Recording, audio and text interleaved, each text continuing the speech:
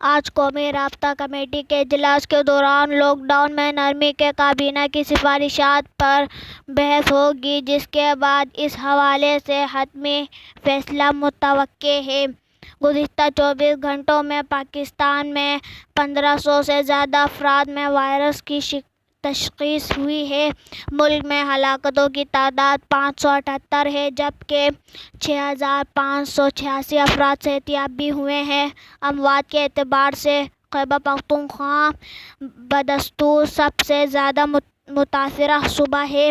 صوبہ بلوچستان کی حکومت نے لاک ڈاؤن میں 15 روز کی توسیع کر دی ہے، جس کے بعد اب صوبے میں لاک ڈاؤن 19 مئی تک جاری رہے گا۔ گزشتہ 24 گھنٹوں میں پاکستان میں 1500 سے زیادہ افراد میں وائرس کی تشخیص ہوئی ہے۔ ملک میں ہلاکتوں کی تعداد 578 ہے، جبکہ 6586 افراد